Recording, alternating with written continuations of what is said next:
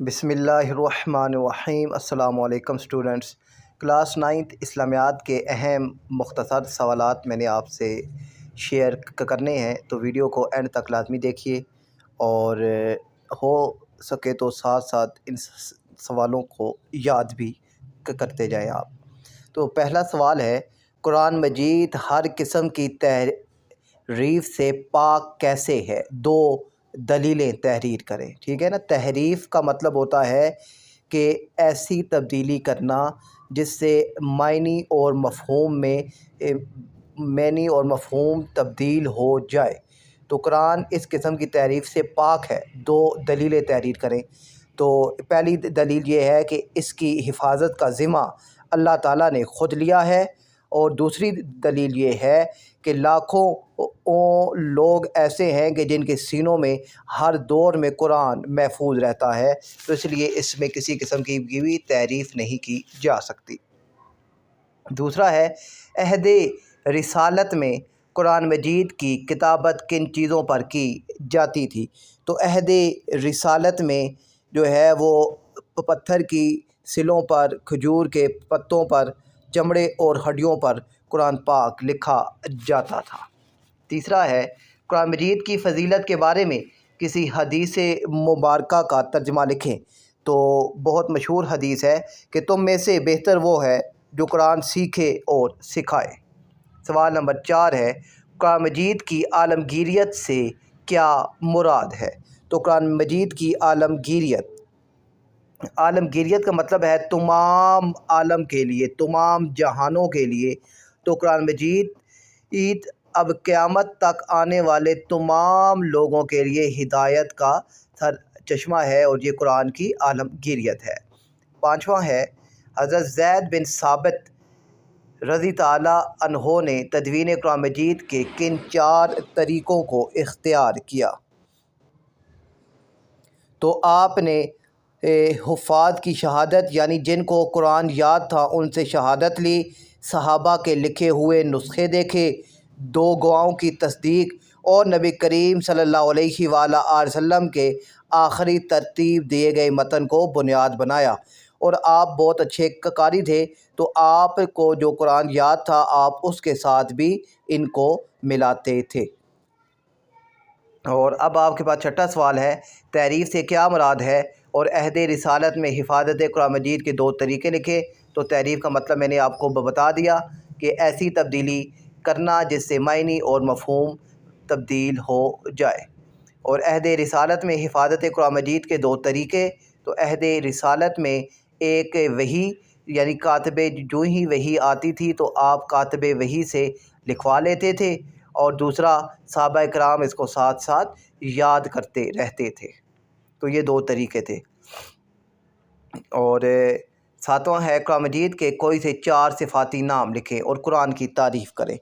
تو قرآن جو ہے یہ قرآن کا مطلب ہے کہ پڑھی جانے والی کتاب، اور یعنی کثرت سے پڑھی جانے والی کتاب۔ اور اس کے صفاتی نام ہے، الفرقان بھی ہے، یعنی حق و باطل میں فرق کرنے والا، الہادی ہدایت دینے والا، اور اس کے بعد ہے جی آپ کے پاس الشفا ہے، نور ہے۔ تو یہ سارے قرآن کے صفاتی نام ہیں۔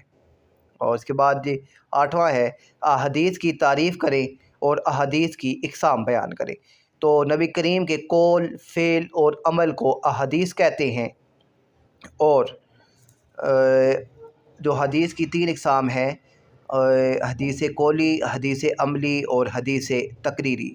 عمل، جو نبی پاک نے اپنے عمل سے جو کام سکھایا وہ عملی احادیث میں آئے گا، جو نبی کریم نے فرمایا وہ قولی احادیث میں آئے گا، اور وہ کام جو نبی کریم صلی اللہ علیہ وآلہ وسلم کے سامنے ہوا اور آپ خاموش رہے وہ تقریری احادیث میں آتا ہے۔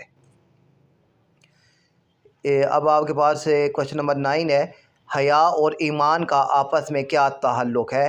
حیا اور ایمان کا آپس میں بہت گہرا تعلق ہے۔ جس میں حیا نہیں اس میں ایمان نہیں، یہ نبی پاک کا فرمان ہے۔ حیا اور ایمان ایک دوسرے کا جزو ہے، اگر ان میں سے ایک بھی نہ ہو تو دوسرا خود بخود نہیں رہتا۔ 10واں ہے، حدیث کی روشنی میں کن 3 چیزوں کی دعا مانگنے کی تلقین کی گئی ہے۔ تو حدیث شریف میں علم نافع، رزق طیب یعنی حلال رزق اور عمل صالح، ان 3 چیزوں کی دعا مانگنے کا کہا گیا ہے۔ اور ہمارے پاس ہے جی 11 ہے، اسلامی اصطلاح میں تقویٰ سے کیا مراد ہے؟ تو تقویٰ سے مراد ہے پرہیزگاری، خشیت الہی یعنی اللہ کا خوف، یہ تقویٰ ہے۔ اور اس کے بعد جو ہے سوال نمبر وہ ہے 12، ہر مسلمان پر دوسرے مسلمان کی کون سی 3 چیزیں حرام ہیں؟ تو ہر مسلمان پر دوسرے مسلمان کی 3 چیزیں حرام ہیں، جان، مال اور عزت، یہ 3 چیزیں، جان، مال اور عزت۔ 13واں ہے، عقیدہ توحید کا مفہوم لکھیں اور توحید کی کتنی اقسام ہیں؟ تو عقیدہ توحید یہ ہے کہ آپ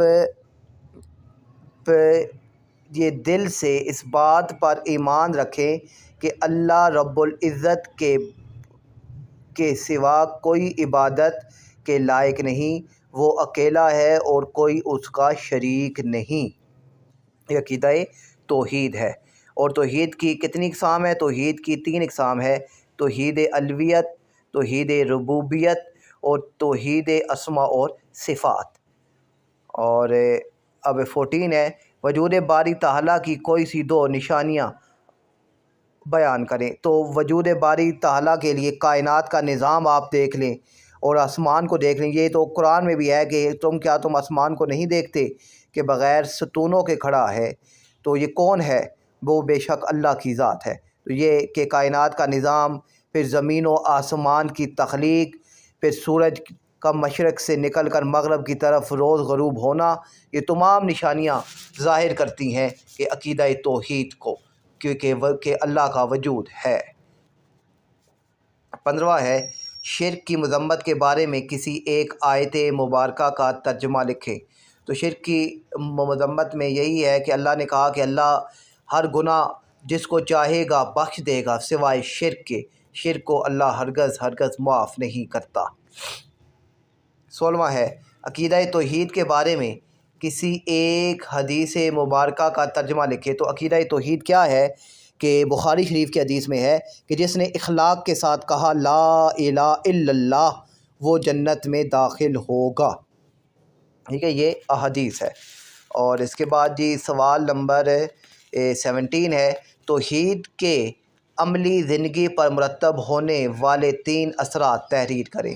توحید کے عملی زندگی تو عملی زندگی پر اگر آپ توحید پرست ہیں تو آپ کا ایمان اور یقین اور زیادہ مضبوط ہو جاتا ہے، ٹھیک ہے، آپ اس بات پر یقین رکھنا شروع کر دیتے ہیں کہ میری جو مشکلیں ہیں، جو پریشانیاں ہیں، وہ اللہ رب العزت دور فرما دے گا۔ تو یہ اس کا آپ کو عملی زندگی میں فائدہ ہوتا ہے۔ اور پھر آپ کے اندر جو ہے جواب دہی کا احساس پیدا ہوتا ہے اور آپ گناہوں سے بچ جاتے ہیں۔ اور جب آپ کے اندر یہ احساس پیدا ہوتا ہے کہ اللہ رب العزت دیکھ رہا ہے تو آپ بہت سے گناہوں سے بچے رہتے ہیں۔ یہ عقیدہ توحید کے عملی زندگی پر اثرات ہیں۔ 18واں ہے، شرک کی کتنی اقسام ہیں؟ نام لکھیں اور شرک کا لغوی اور اصطلاحی معنی لکھیں۔ تو شرک جو ہے، جو اس کا مطلب ہے کہ اس کا مطلب ہے سانجے داری، اور اصطلاحی معنی ہے کہ اللہ کی ذات، صفات اور عبادات میں کسی اور کو شریک ٹھہرانا شرک کہلاتا ہے۔ تو اب شرک کی اقسام، تو شرک کی بھی وہی 3 اقسام ہیں کہ شرک فی العبادات یعنی عبادات میں شرک، اور شرک فی الصفات اللہ کی صفات میں شرک، اور شرک فی الاسماء اللہ کے ناموں میں شرک۔ تو شرک جو ہے وہ یہ اس کی 3 اقسام ہیں۔ اس کے بعد ہے ہمارے پاس کویشچن نمبر 19، ان شرک الظلم العظیم کا ترجمہ لکھیں۔ تو اس کا ترجمہ کیا ہے کہ بے شک شرک ایک ظلم عظیم ہے۔ 20واں ہے، رسالت کے لغوی اور اصطلاحی معنی بیان کریں۔ تو رسالت کے لغوی معنی پیغام پہنچانا کے ہیں، اور اصطلاحی معنی ہے اللہ کی طرف سے نبی کو وحی کے ذریعے ہدایت دینا۔ ٹھیک ہے، یہ اس کے مطلب ہے۔ 21واں ہے رسول اور نبی میں کیا فرق ہے؟ اللہ تعالیٰ نے نبی اور رسول کیوں بھیجے؟ اللہ نے نبی اور رسول انسانوں کی ہدایت کے لیے بھیجے، اور رسول اور نبی میں یہ فرق ہے کہ رسول ایک نئی شریعت کے ساتھ آتا ہے، اور رسول پر کتاب نازل کی جاتی ہے، اور رسول کے آنے کے بعد پچھلی ساری جو شریعت ہوتی ہے وہ ختم کر دی جاتی ہے، اور نبی رسول کی مدد کے لیے رسول کے ساتھ آتا ہے، یا جو پچھلے رسول کی شریعت ہوتی ہے اسی کو آگے پہنچانے کے لیے آتا ہے۔ یہ نبی اور رسول میں فرق ہے۔ اور 22واں ہے انبیاء کرام کی 2 خصوصیات بتائیں، اور انبیاء کی ضرورت اور اہمیت کیوں پیش آئی؟ تو ضرورت اور اہمیت اسی لیے ہے کہ ان انسانوں کی ہدایت کے لیے، اور انبیاء کی 2 خصوصیات تو کہ وہ معصوم ہیں، انبیاء کرام معصوم ہوتے ہیں، گناہوں سے پاک ہوتے ہیں، اور اللہ کا پیغام لوگوں تک پہنچاتے ہیں، اور ان پر وحی نازل ہوتی ہے، اور وہ انسان ہوتے ہیں مگر انسانوں سے بہت بلند، یعنی انسانوں میں بھی بہت کمال کے جو انسان ہوتے ہیں وہ ہوتے ہیں، اور یہ فرشتوں اور جنوں کے گروہ سے نہیں ہوتے۔ اس کے بعد ہے آپ کے پاس کوشچن نمبر 23، نماز کی اہمیت پر ایک آیت مبارکہ کا ترجمہ لکھیں۔ تو اللہ تبارک و تعالیٰ نے کہا کہ نماز قائم کرو اور اللہ کی راہ میں زکوٰۃ دو اور رکوع کرو رکوع کرنے والوں کے ساتھ، تو یہ نماز کی اہمیت ہے۔ اور اس کے بعد ہے 24، نماز کا بنیادی فلسفہ کیا ہے؟ نماز کا بنیادی فلسفہ ہے اللہ کی عبادت کرنا، اللہ کا ذکر کرنا، اور اللہ بندگی کا اظہار کرنا۔ ٹھیک ہے نا، یعنی بنیادی اگر آپ ایک ہی یاد کرنا چاہیں تو وہ یاد کر سکتے ہیں کہ اللہ کا ذکر کرنا۔ 25 ہے نماز کی اہمیت پر ایک آیت مبارکہ کا ترجمہ، یہ تو ہو گیا ہے، اچھا 23 رہ گیا تھا، ختم نبوت پر آیت مبارکہ کا ترجمہ لکھیں۔ تو یہاں پر وہی ہے کہ نبی کریم صلی اللہ علیہ وآلہ وسلم تمہارے مردوں میں سے کسی کے باپ نہیں ہے، اور وہ اللہ کے آخری نبی اور رسول ہیں۔ یہ ختم نبوت والا جو آیت ہے اس کا ترجمہ ہے۔ باقی اگر ایک دفعہ آپ اگر بک سے اس کو ٹیلی کر لیں تو وہ بہت اچھا رہے گا، کیونکہ ایک دفعہ روایت ہو جائے گا، تمام الفاظ آپ کے دوبارہ یاد ہو جائیں گے۔ اس کے بعد 26 ہے باجماعت نماز کی اہمیت پر حدیث مبارکہ میں کیا تعلیم دی گئی ہے؟ کہ جو اکیلے نماز جو پڑھتا ہے اس کو ایک نماز کا ثواب ملتا ہے، اور جو باجماعت نماز پڑھتا ہے اس کو 27 نمازوں کا ثواب ملتا ہے۔ اور اب ہمارے پاس سوال نمبر 27 ہے، نبی کریم صلی اللہ علیہ وآلہ وسلم نے اپنے وصال کے وقت امت کو کس بات کی تلقین کی؟ تو نبی کریم صلی اللہ علیہ وآلہ وسلم نے وصال کے وقت یہ فرمایا تھا کہ نماز قائم کرو اور اپنے غلاموں کے بارے میں اللہ سے ڈرتے رہو۔ 28 ہے نماز کے 2 معاشی فوائد لکھیں، نیز روزہ رکھنے کے کوئی سے 3 مقاصد تحریر کریں۔ تو نماز کے فوائد یہ ہیں، معاشی کے اتحاد اور اتفاق اور باہمی ہمدردی پہ پیدا ہوتی ہے، تقوی، نظم و ضبط اور اللہ کی رضا جو ہے وہ ملتی ہے، اور ایک دوسرے جب آپ مسجد میں نماز پڑھنے جاتے ہیں تو کیا ہوتا ہے پھر اس سے ایک دوسرے کے دکھ اور درد کا انسان کو معلوم ہوتا ہے کہ کل میرا فلاں پڑوسی نماز کے لیے آیا تھا تو آج نہیں آیا، کیا اس پر کوئی پریشانی ہے، مصیبت ہے، تو آپ اس کے گھر جا کر جب پوچھتے ہیں تو یہ معاشی فوائد حاصل ہوتے ہیں۔ اور نیز روزہ رکھنے کے کوئی سے 3 مقاصد تحریر کریں۔ تو روزہ رکھنے کے 3 مقاصد کون کون سے ہیں؟ تو یہی ہمارا مقصد ہے کہ ہمارے اندر نظم و ضبط پیدا ہو، باہمی ہمدردی پیدا ہو، اللہ کی رضا ملے۔ 29 ہے حضرت حمزہ کا حضور صلی اللہ علیہ وآلہ وسلم سے کون سا دوہرا رشتہ تھا؟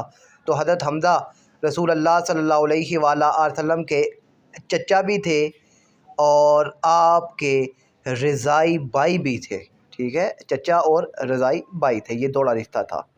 30 ہے رمضان المبارک کے آخری عشرے میں کون کون سے کام کیے جاتے ہیں؟ تو رمضان المبارک کے آخری عشرے میں اعتکاف کیا جاتا ہے اور شب قدر کی تلاش کی جاتی ہے اور زیادہ عبادات بھی کی جاتی ہے۔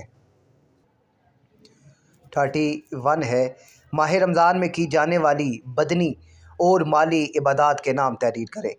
تو اب بدنی عبادت یہی ہے کہ ہم روزہ رکھتے ہیں اور رات کو تراویحاں پڑھتے ہیں، تو یہ ہماری بدنی عبادت ہو گئی۔ اور مالی عبادات یہ ہے کہ ہم اس میں زکوٰۃ دیتے ہیں اور صدقہ و خیرات دیتے ہیں اور فطرانہ بھی دیتے ہیں، ٹھیک ہے، فطرانہ بہت لازمی ہوتا ہے اور فطرانہ ہر عاقل اور بالغ پر فرض ہے۔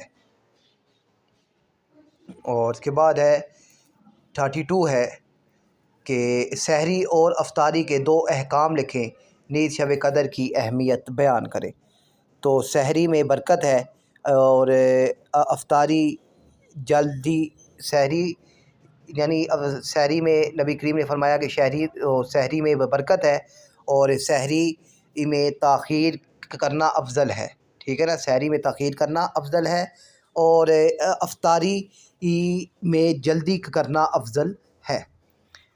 اور پھر جب انسان روزہ افطار کرتا ہے تو اس کو 2 خوشیاں، حدیث میں ہے کہ اس کے لیے 2 خوشیاں ہیں، ایک افطاری کے وقت، دوسری اپنے رب سے ملاقات کے وقت۔ شب قدر، تو شب قدر سے مراد وہ رات ہے جو 1000 مہینوں سے بہتر ہے، یعنی اور یہ رمضان کے آخری عشرے کی طاق راتوں میں آتی ہے اور اس میں اگر آپ عبادت کرتے ہیں تو 1000 مہینوں سے افضل ہے اس رات کی عبادت۔ بعد 33 ہے روزے کے کوئی سے 4 فوائد لکھیں۔ روزے کے کوئی سے 4 فائدے لکھیں، تو وہی فائدے ہیں کہ آپ کے اندر دوسروں کی بھوک پیاس کا احساس ہوتا ہے اور روزہ دار کی دعا قبول ہوتی ہے اور نظم و ضبط انسان کے اندر پیدا ہوتا ہے اور باہمی ہمدردی بڑھتی ہے۔ تو یہ روزے کے فائدے ہیں۔ روزے کے لغوی اور اصطلاحی معنی، روزے کے لیے عربی میں لفظ صیام استعمال ہوا ہے، سوم و صیام لفظ استعمال ہوا ہے اور اس کے معنی ہے رک جانا، اور اصطلاحی معنی کیا ہے کہ صبح صادق سے لے کر غروب آفتاب تک تمام خواہشات کھانے پینے کی چیزوں سے بچے رہنے کا نام روزہ ہے۔ 34 ہے قریش نے صلح نامہ حدیبیہ کی کس طرح خلاف ورزی کی؟ تو قریش نے 2 قبیلے جو تھے ان کے نام آپ کی بک میں موجود ہیں، ایک کا نام بنو بکر اور دوسرے کا نام میرے ذہن میں نہیں آ رہا۔ تو اب ایک قبیلے نے دوسرے قبیلے سے جنگ کی اور قریش نے پھر اس کا ساتھ دیا، تو پھر یہ جو ہے صلح نامہ حدیبیہ کی اس طرح قریش نے خلاف ورزی کی تھی، ٹھیک ہے۔ دونوں قبیلوں کے نام آپ نے جو ہے وہ فتح مکہ جو آپ کا سبق ہے اس میں موجود ہے، یہ آپ نے وہاں سے دیکھ لینا ہے۔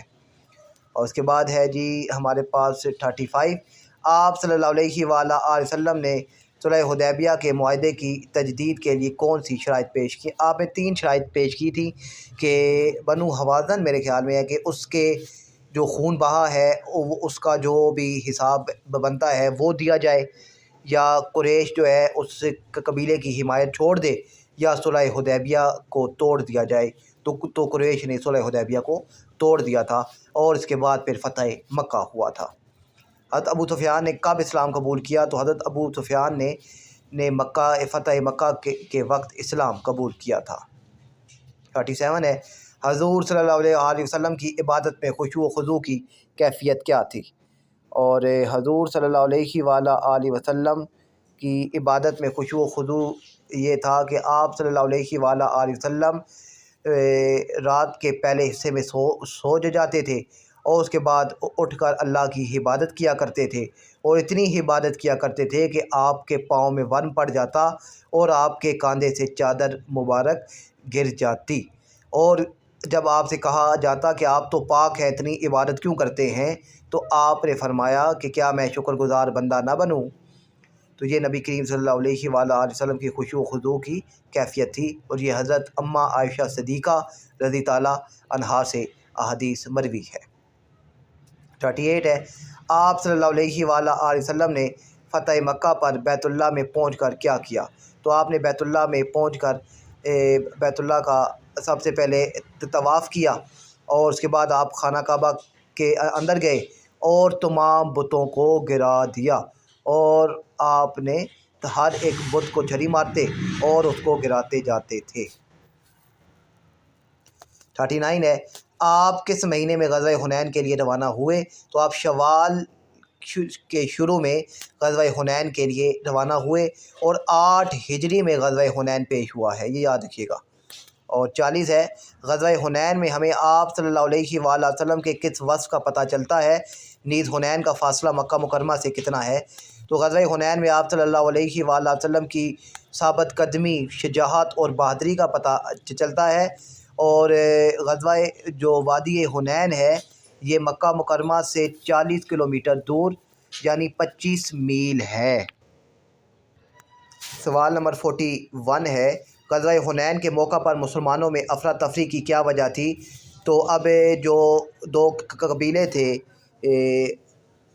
جنہوں نے خوازن اور سکیف، یہ گاٹیوں میں چھپ گئے تھے، تنگ سی گاٹیاں تھیں ان میں چھپ گئے تھے، تو مسلمان جب میں ان گاٹیوں سے گزرے تو انہوں نے حملہ کر دیا تیروں سے، تو پھر مسلمان کا جو گروپ تھا اس میں جو لشکر تھا اس میں بھگدڑ مچ گئی تھی، اور یہ اس لیے افراتفری پھیل گئی تھی۔ 42 ہے، عام الوفود کس سن کو اور کیوں کہا جاتا ہے؟ تو عام الوفود مکہ فتح مکہ کے بعد 9 ہجری میں ہوا، اور اس کو عام الوفود یعنی وفد کا سال اس لیے کہا جاتا ہے کہ اس سال 70 وفد نبی کریم صلی اللہ علیہ وآلہ وسلم کی بارگاہ میں پیش ہوئے تھے، یہ 9 ہجری میں ہوا تھا۔ اور اب سوال ہے، سوال نمبر 43، آپ صلی اللہ علیہ وآلہ وسلم آنے والے وفود کو کس ملک کی فتح ہونے کی بشارت دی؟ تو آپ نے ملک شام کے فتح ہونے کی بشارت دی تھی، اور یہ اس وفد کا نام تھا وفد اب میرے ذہن میں نہیں ہے، تو یہ وفد والا آپ نے لازمی دیکھنا ہے کہ یہ ایک وفد ہے۔ آپ کی جو عام الوفود والا پیج ہے تو اس کے لاسٹ میں جو وفد ہے وفد ازہم اس طرح کا نام ہے، تو آپ اس کو لازمی دیکھ لیجئے گا، اور ملک شام کی بشارت دی تھی۔ اور اس کے بعد ہے ہمارے پاس 44 ہے، کس وفد کے ساتھ مباہلہ کا حکم آیا اور کیوں؟ نیز وفد بالا کس ہجری میں حاضر ہوا؟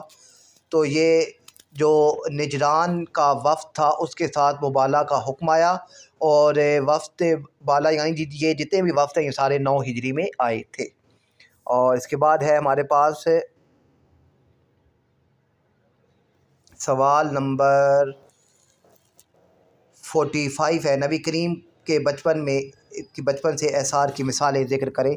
تو نبی کریم صلی اللہ علیہ وآلہ وسلم بچپن سے ہی احسار و قربانی میں بڑھ چڑھ کر حصہ لینے والے تھے، تو جب کھانا آتا تو آپ صلی اللہ علیہ وآلہ وسلم جلدی نہ کرتے بلکہ آرام سے بیٹھے رہتے، جب سب لے لیتے تو اگر آخر میں بچ جاتا تو آپ لیتے، اگر نہ بچتا تو آپ اٹھ جاتے۔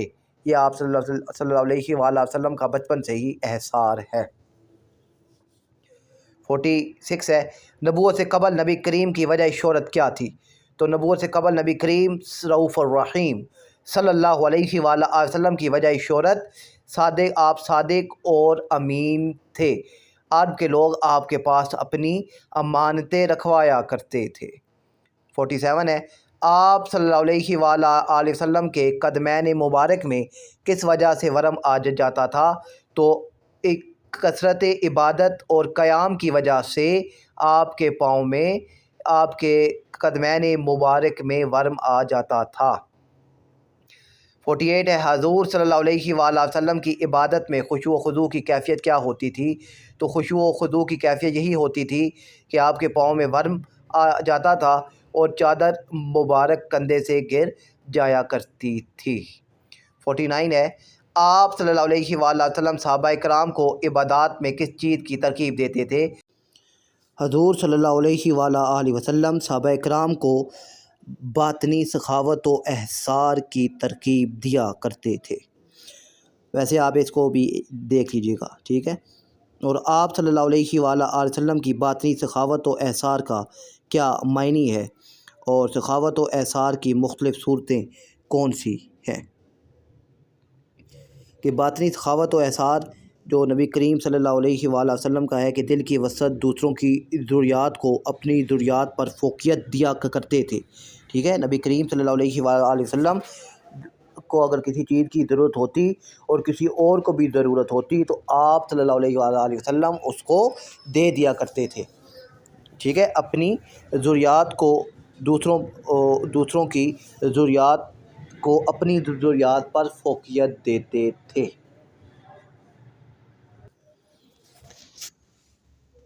تو اب سخاوت و احسار کی مختلف صورتیں، تو اس کی بہت ساری مختلف صورتیں ہیں۔ دل کی سخاوت ہے، اس کے بعد وقت کی سخاوت ہے، مال کی سخاوت ہے، تو یہ ساری سخاوت کی مختلف صورتیں ہیں۔ اس کے بعد ہے قناعت اور شکر کے متعلق کسی آیت کا ترجمہ تحریر کریں۔ تو قناعت اور شکر، اگر شکر ادا کرو گے تو میں تمہیں اور زیادہ دوں گا، ٹھیک ہے نا، یہ آیت کا ترجمہ ہے کہ اگر تم شکر ادا کرو گے تو میں تمہیں اور دوں گا۔ اور قناعت کا کہ جو رب نے دے دیا ہے اسی پر صبر و شکر کرنا قناعت کہلاتا ہے۔ 52 ہے، ایمانت اور دیانت کا مفہوم بیان کریں، نیز شکر نہ کرنے کے کیا نقصانات ہیں؟ تو ایمانت کا مطلب کیا ہے کہ آپ کے پاس جو بھی ایمانت رکھی جائے وہ دیانتداری سے آپ واپس لوٹا دیں، ٹھیک ہے، یہ ایمانت داری ہے۔ اور ناشکری سے نعمتیں چھین لی جاتی ہیں، اور ناشکرے جو ہے پھر وہ ان سے اللہ سب کو چھین لیتا ہے اور پھر وہ در بدر کی ٹھوکریں کھاتے رہتے ہیں۔ اس لیے ہر حال میں اللہ کا شکر ادا کرنا چاہیے۔ دیانتداری کی کوئی سی دو مثالیں بیان کریں۔ تو دیانتداری کی کوئی سی دو مثالیں کہ آپ کسی کی ایمانت صحیح طریقے سے لوٹانا، لین دین میں سچ بولنا، یہ کیا ہے؟ دیانتداری ہے، ٹھیک ہے نا۔ تو یہ کیا ہے؟ دیانتداری میں آتا ہے۔ اور ایمانداری کی دو مثالیں اگر اور دیکھی جائیں تو دیانتداری میں یہ بھی آتا ہے کہ آپ کو کوئی عہدہ یا اقتدار دیا جائے تو آپ اس کو دیانتداری سے تمام لوگوں میں انصاف کے ساتھ اس کو لے کر چلیں۔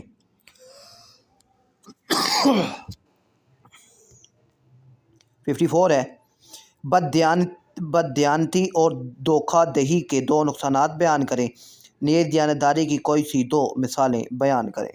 بددیانتی اور دھوکہ دہی سے کیا ہوتا ہے کہ لوگوں کا اعتبار آپ پر ختم ہو جاتا ہے، آپ کی معاشرے میں عزت نہیں رہتی اور لوگ آپ سے دور رہنا شروع ہو جاتے ہیں اور آپ ایک دن اکیلے رہ جاتے ہیں۔ نیز دیانتداری کی وہی مثالیں ہیں جو ابھی آپ کو میں نے بتائی ہیں کہ کسی کی ایمانت ہو تو اس کو صحیح طریقے سے واپس کر دیں، لین دین میں اور اس میں سچ بولیں، اور اگر کوئی عہدہ ہے تو اس عہدے سے ناجائز فائدہ مت اٹھائیں۔ اور سب سے اہم یہ بھی ہے کہ اللہ نے جو احکام آپ پر نازل کیے ہیں، جو فرض کیے ہیں، ان کو اچھے طریقے سے انجام دیں اور جن کاموں سے منع کیا ہے ان سے رک جائیں، یہ بھی دیانتداری ہے۔ 55 ہے سوال نمبر، تکبر کی مذمت کیوں کی گئی ہے؟ اس سے کیسے بچا جا سکتا ہے؟ اور تکبر کی مذمت پر ایک حدیث لکھیں۔ تو تکبر ہوتا ہے غرور، گھمنڈ، اور نبی کریم صلی اللہ علیہ وآلہ وسلم نے فرمایا کہ جس کے دل میں رائی کے دانے کے برابر غرور ہوگا وہ جنت میں داخل نہیں ہوگا۔ تو تکبر کے بارے میں ایک آیت کا ترجمہ لکھیں۔ تو اور اللہ تکبر کرنے والوں کو پسند نہیں کرتا۔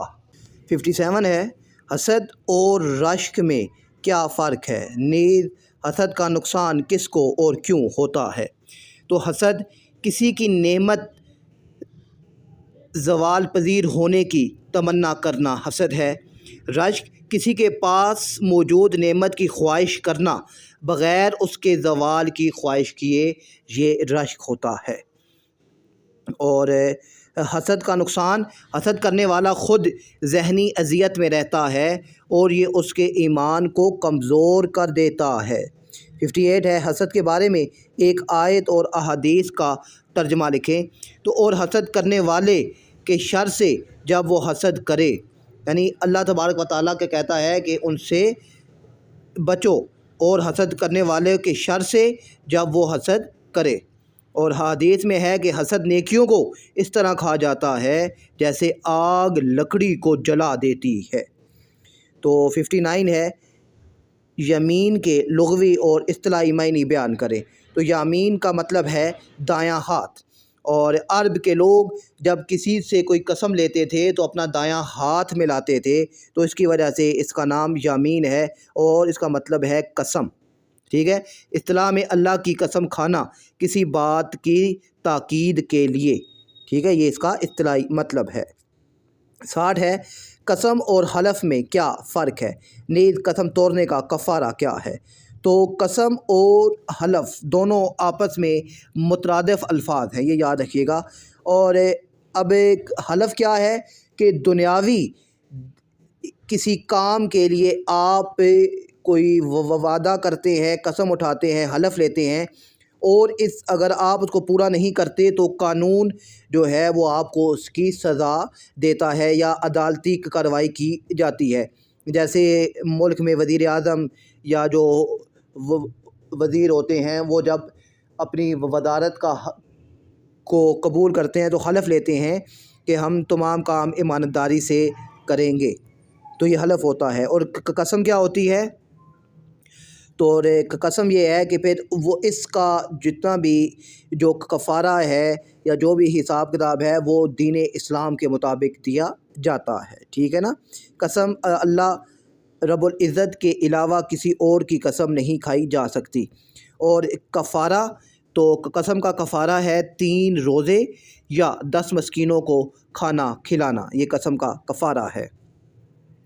شہادت سے کیا مراد ہے؟ گواہی سے متعلق قرآن حکیم کی ایک آیت کا ترجمہ لکھیں۔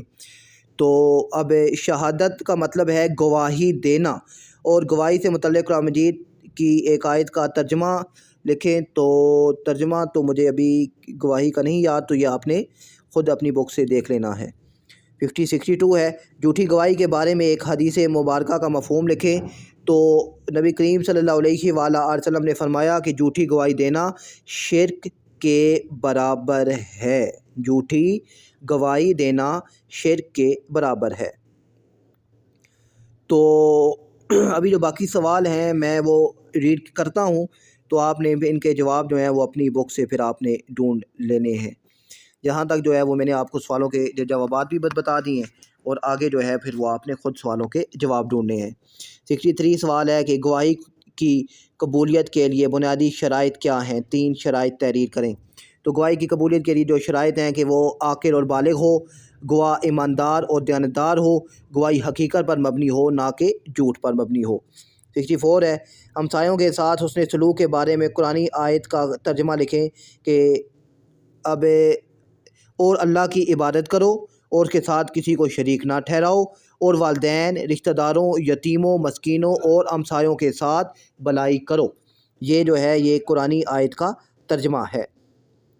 اور یہ اس کے بعد ہے جی ہمارے پاس 65 ہے، ہمسایوں کو تکلیف پہنچانے والی 3 صورتیں حدیث کی روشنی میں لکھیں۔ تو ہمسایوں کو اب تکلیف پہنچنے والی 3 صورتیں یہ آپ اپنی بک سے دیکھیے گا۔ اور اس کے بعد ہے جی ہمارے پاس واقعہ کربلا کے وقت حضرت امام زین العابدین کی عمر کتنی تھی؟ تو ان کی عمر تقریباً 23 سال تھی، باقی آپ اپنی بک سے کنفرم کر سکتے ہیں۔ حضرت امام زین العابدین کا خاندانی تعارف کیا ہے؟ تو آپ حضرت حسین علیہ السلام کے فرزند یعنی بیٹے ہیں، اور حضرت علی رضی تعالیٰ عنہ کے پوتے تھے، اور حضرت امام حسن آپ کے چچا ہیں، اور عطیہ ابو بھی آپ کہہ سکتے ہیں۔ اور اس کے بعد ہے حضرت ابو موسیٰ اشعری کا نام اور کنیت لکھیں۔ تو حضرت ابو موسیٰ اشعری کا نام عبداللہ بن قیس اور کنیت ابو موسیٰ ہے۔ صحیفہ صادقہ سے کیا مراد ہے، مختصر وضاحت کریں۔ تو حضرت عبداللہ بن عمرو نے نبی کریم صلی اللہ علیہ وآلہ وسلم کی 1000 سے زائد احادیث کو تحریری شکل میں جمع کیا تھا، اسے صحیفہ صادقہ کہتے ہیں۔ اور اس کے بعد 70 ہے حضرت داؤد جیسی خوش الہامی کس صحابی کو عطا کی گئی؟ تو یہ جو ہے یہ آپ نے اس کا جواب دیکھ لینا ہے۔ اور 71 ہے حضرت شفا بنت عبداللہ کو کن 2 امور میں مہارت تھی؟ تو یہ جو ہیں یہ نبی کریم صلی اللہ علیہ وآلہ وسلم کی صحابیہ تھیں۔ آپ کو طب میں ماہر، آپ جو طب ہے اس کی ماہر خاتون تھیں آپ۔ حضرت ام سلیم کی فضیلت پر ایک حدیث لکھیں۔ تو نبی کریم صلی اللہ علیہ وآلہ وسلم نے فرمایا کہ میں جنت میں داخل ہوا تو ام سلیم کو وہاں پایا۔ یہ ام سلیم یہ حضرت جو ہے جو صحابی ہیں حضرت انس بن مالک رضی تعالیٰ عنہ، ان کی والدہ بھی ہیں، ٹھیک ہے، یہ بھی آپ نے یاد رکھنا ہے۔ اور پھر حضرت ام عطیہ کی بیعت کا واقعہ لکھیں۔ تو اب یہ بھی آپ نے اپنی بک سے دیکھنا ہے، پھر کیونکہ اب ان سوالوں کے جواب مجھے نہیں آتے۔ تو جو پھر 74 ہے امام ابو القاسم کشیری کی جو کتاب ہے ان کا نام لکھیں۔ تو ان کی جو بکس ہیں وہ بھی آپ نے اپنی بک سے دیکھ لینی ہے۔ اور ایک بک کا نام میرے ذہن میں آ رہا ہے کہ اس کا نام ہے الرسالہ الکشیریہ، تو لطائف الاشارات، یہ میرے خیال میں ان کی بکس ہیں، ویسے آپ ان کو بک سے ملا لیجئے گا۔ حضرت فرید الدین عطار کی مشہور کتب، تو آپ کی 2 مشہور کتب جو ہیں بڑی، ایک ہے تذکرۃ الاولیاء، ایک ہے منطق الطیر، یہ آپ کی مشہور کتب کے نام ہیں۔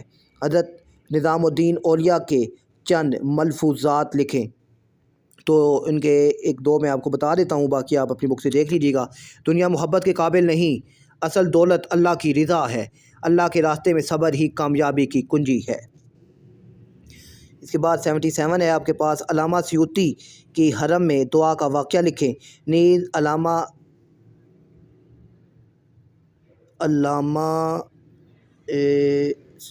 شاطی کی مشہور کتب کے نام لکھیں۔ سیوطی کی مشہور کتب کا نام لکھیں۔ تو علامہ جلال الدین سیوطی نے دعا کی کہ ہے اللہ انہیں موت کے وقت تک علم عطا فرما، یہ ان کی مشہور دعا تھی۔ اور علامہ شاطبی کی مشہور کتاب ہے الموافقات، الموافقات آپ کی مشہور کتاب ہے۔ اور اس کے بعد 78 ہے علامہ ابن خلدون نے کب اور کہاں وفات پائی؟ نیز ان کی مشہور کتب کے نام لکھیں۔ تو علامہ ابن خلدون نے 1906 میں قاہرہ میں وفات پائی، اور ان کی مشہور کتب ہے مقدمہ ابن خلدون اور تاریخ ابن خلدون، اور ان کا جو اصل نام ہے وہ بھی آپ کو یاد ہونا چاہیے، ٹھیک ہے نا، ان کا جو پورا نام ہے وہ بھی آپ نے بک سے دیکھ لینا ہے۔ تو مشہور شاعر فردق نے امام زین العابدین کی شان میں جو قصیدہ لکھا اس کا ترجمہ یا مفہوم لکھیں۔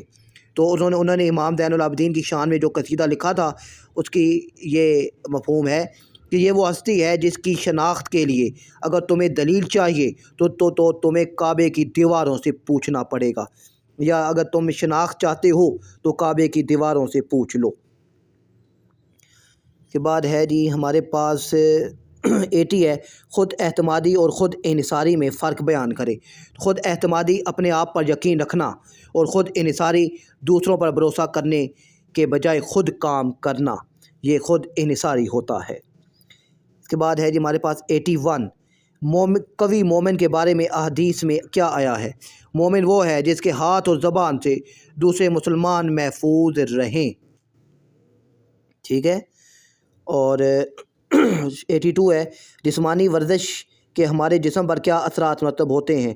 تو اب جو ورزش ہے تو اس سے دل کی صحت بہتر ہوتی ہے، جسم میں توانائی بڑھتی ہے، اور پھر جی قوت مدافعت میں اضافہ ہوتا ہے، ذہنی سکون آپ کو ملتا ہے، اور پھر آپ دن بھر جو ہیں وہ اگر آپ صبح کو ورزش کرتے ہیں تو دن بھر آپ حشاش بشاش رہتے ہیں۔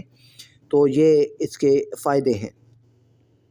پھر ہمارے پاس ہے جی 83، قرآن حکیم نے طالوت کی کون سی خوبیاں بیان کی ہیں؟ آیت مبارکہ کا حوالہ دے۔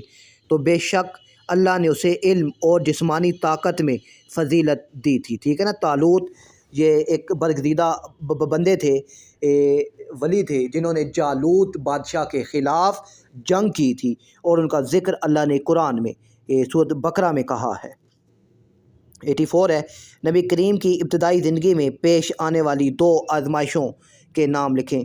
تو ابتدائی زندگی میں نبی کریم صلی اللہ علیہ وآلہ وسلم کو بہت سی آزمائشوں کا سامنا ہوا کہ آپ پھر شیب ابی طالب میں 3 سال تک آپ رہے، اور پھر آپ نے طائف کا سفر کیا، اور وہاں آپ پر جو وہاں کے لوگوں نے پتھر برسائے، آپ کو لہو لہان کیا۔ تو یہ ساری آزمائشیں تھیں، اور اپنے خلاف ہو گئے تھے سارے۔ 85 ہے حضرت سلیم کی فضیلت پر ایک حدیث مبارکہ کا ترجمہ لکھیں۔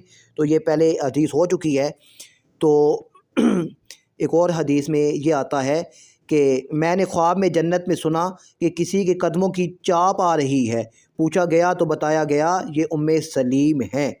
تو یہ حدیث میں یہ الفاظ بھی ملتے ہیں، تو آپ نے اس کو بھی دیکھ لینا ہے۔ 86 ہے اگر کسی نااہل کو کوئی منصب دیا جائے تو کیا نتیجہ نکلتا ہے؟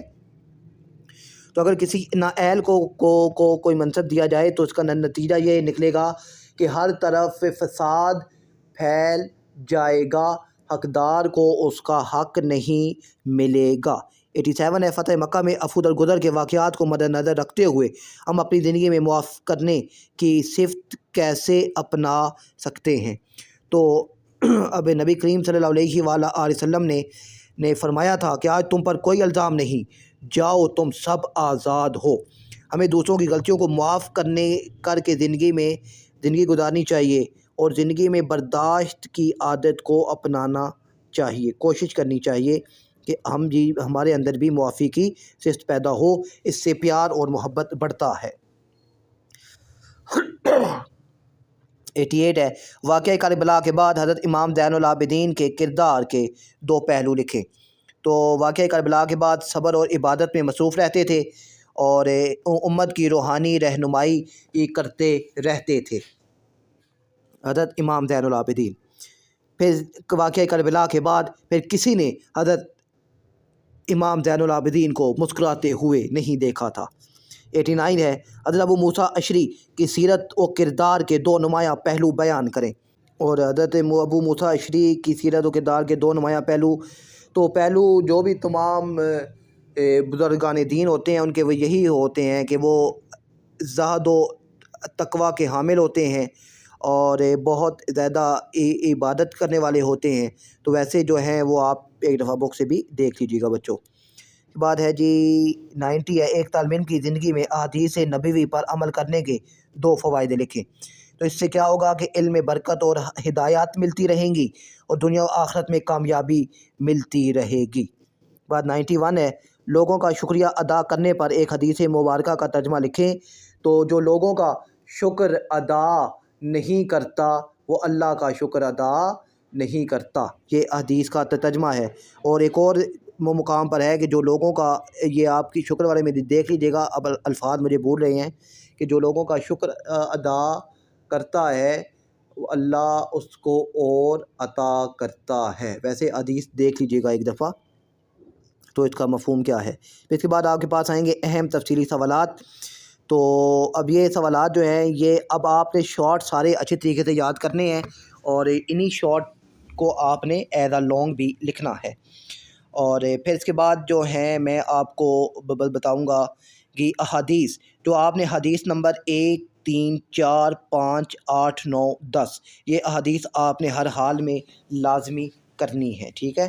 اس کے بعد آیات مبارکہ جو آپ نے کرنی ہے وہ سورۃ طٰہٰ کی آیت نمبر 124 اور 132، کے بعد سورۃ انبیاء کی آیت نمبر 48، 105، 106 اور 107 آپ نے کرنی ہے۔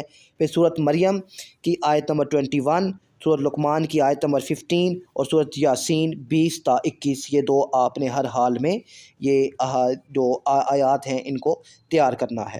اور احادیث اور آیات کو تیار کرنے سے مراد یہ ہے کہ آپ نے ان کو ایک دفعہ ریڈ کرنا ہے صرف بس، کیونکہ پیپر میں آپ کے پاس آیات اور احادیث کا ترجمہ بھی لکھا آئے گا اور اس کے سوالات کے جوابات آپ نے لکھنے ہوں گے، بس اتنا سا ہی آپ نے کام کرنا ہوگا۔ تو اس کے جو اہم لونگ سوال ہیں وہ اگر میں آپ کو بتاؤں تو اس کے اہم جو سوال ہیں لونگ وہ اب عقیدہ ختم نبوت سے کیا مراد ہے، اور قرآن و سنت کی روشنی میں اس کی اہمیت واضح کریں۔